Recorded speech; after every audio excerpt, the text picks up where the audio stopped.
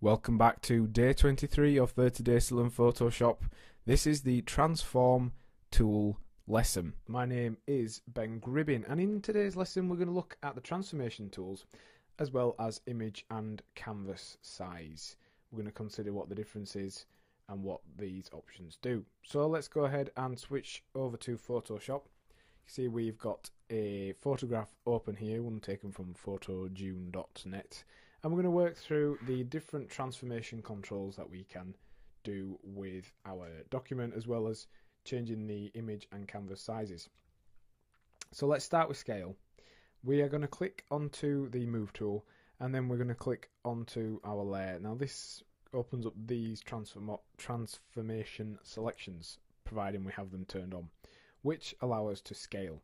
Now scale does exactly what it says on the tin. It allows you to scale an object just using these grab bars, left, right, up, down and diagonally, and also by pressing shift, particularly on the diagonals, we're able to maintain its aspect ratio. We can also set the sizing up here. We can use the X and Y, you can set those in pixels. We can set the width and height in percentages, and we can also set the angle that it's rotated to very precisely. And also the positioning, so we can have solid positioning using the height and vertical axes. So that's scaling.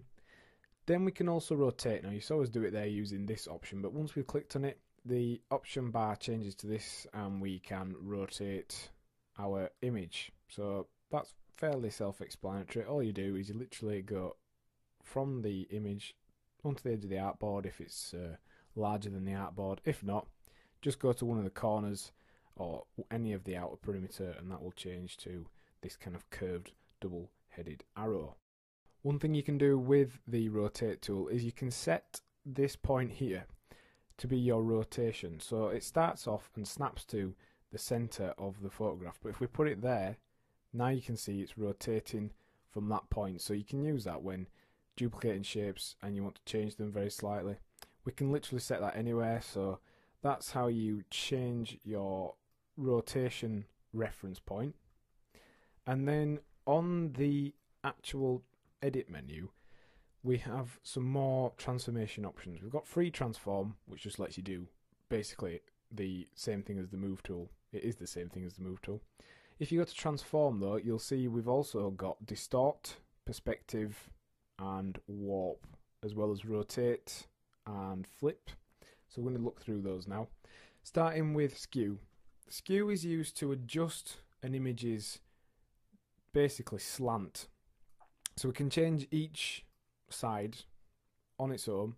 We can do a automatic change of the slant using the end pieces or the top pieces, or we can do a manual one, so we can set these points to wherever we like, and we can just do that by clicking and dragging them manually and then applying it or committing it up here. That's how you use skew. And then you've also got the ability to distort. So let's go to edit, transform and distort. Distort does a very similar thing. Basically you see that the image looks like it's changing the perspective and it's just distorting the image. So rather than skew, which just changes points in the image but doesn't necessarily distort it, distorting is just another way of stretching an item in all directions. Perspective applies a 1-point perspective to the file. So if we go to transform and perspective, this would be as if you had one camera or if you had 2D vision. So that's how you apply perspective to a file. And then you can also do a warp. Now we have talked a little bit about warps, but if you go to transform and warp, you can warp images as well. You can do a custom warp by literally just clicking and dragging. Let's not apply that. Or you can do some of those presets that we discussed in the text tool lesson. So you've got arc, you've got arc upper, there's loads of different ones.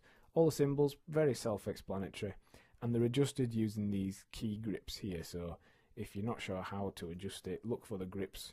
Or alternatively, you've got the ability to change the bend. Here you can input the value you want.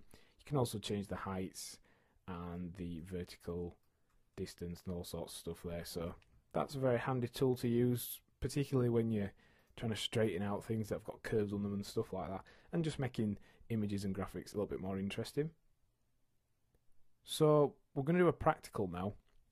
We're actually going to apply some text to this billboard as though it is actually on the billboard. So let's just show you, if we type out some text, so we're just going to type out the word billboard. Billboard. Bit small. Oh, we've accidentally typed it into the sizing of the text, so that'll create an error for us. That would be a bad idea to do that. Let's just undo and redo that. So billboard, like so. Just make it a little bit bigger, or to an actual numerical value, like so, and we're just going to make it caps locks just for aesthetics. So let's do that. So we've changed that to capitals. We're going to change the colour to, I don't know, let's just do it dark grey for now.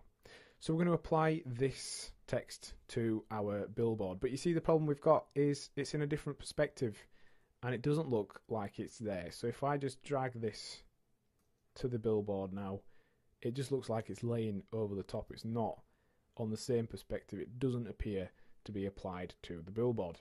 So we're going to use a combination of tools. We're going to use skew, and we're going to use rotate and scale, and maybe warp as well to do this. So starting off with scale, we're going to put all the points, the four corners, onto the corners of our billboard, and this will hopefully match the planes somewhat to the actual planes of the billboard itself. And it does take a little bit of practice.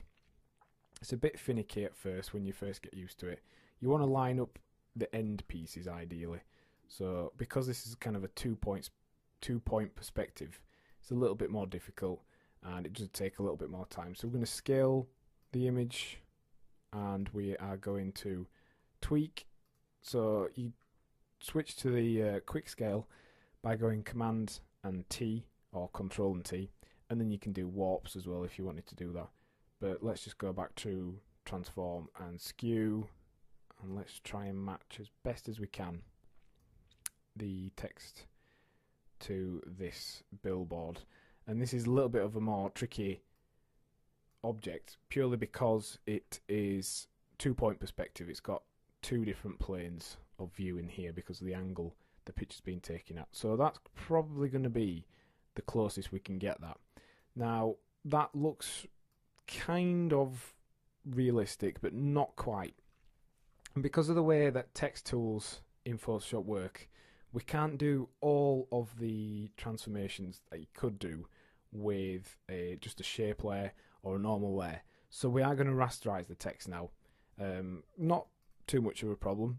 Just go ahead and, or alternatively we could convert it to a shape. So if we do that, we're still maintaining some editability of the points in it.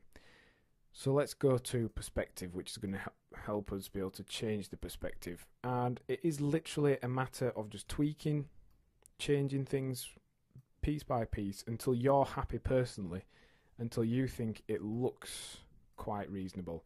And if you get a little bit stressed out, a bit fed up, just use warp tool, and with a little bit of practice and a little bit of patience, you can actually start to make things look so they're applied to these elements. You could apply graphics to this billboard. You can do all kinds of cool and different things with that. So that's the final image that we're fairly happy with. It has got a bit of a slant, but that's because we've done it rather quickly. So spend some time, practice this, and you will get really good at it very quickly. It's very simple. This is just a more complicated image to work on.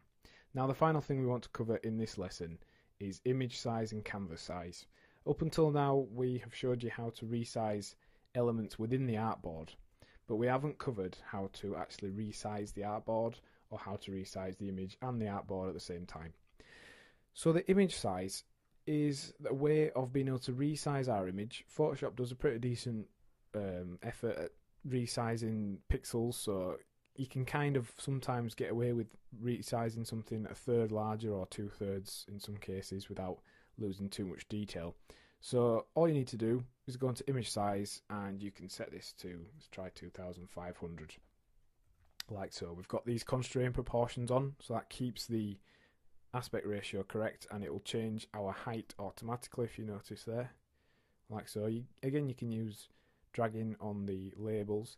You can change the units it's in, and also if you wanted you could use hard measurements down here instead. And if you have any styles applied to the document, you do want to click onto scale sizes. So go onto OK from there, and you can see we've resized our image. So that is now effectively, I think it was 1700 before, so it's got another 1000 pixels added on. It's much larger now. If you want to increase the size of your canvas, i.e. add a border around this image, go onto canvas size. So click onto there. You can set where this additional spacing is going to be added from. So we could do it as it's going to be added top left, or we could have it from just the center, so it's added all the way around. And you can actually do this in pixels, centimeters, whatever you want.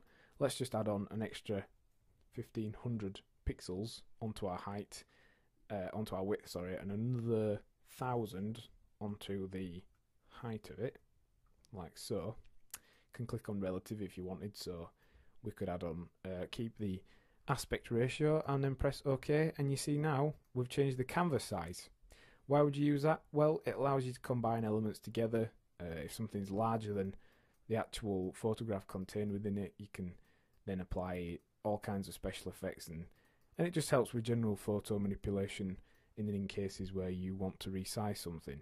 So what have we learned in this lesson? Well, we've looked at how to use transform controls, and we've considered the difference between image size and canvas size. And your task for the lesson is to practice applying a text object to a surface. It could be a table, it could be a car or a building. Try and use something with more of a one point or flat perspective first, just so you can get the hang of it before you move on to more complicated applications. Next time on 30 Days to Learn Photoshop, we'll be customizing Photoshop's appearance. Thanks for listening.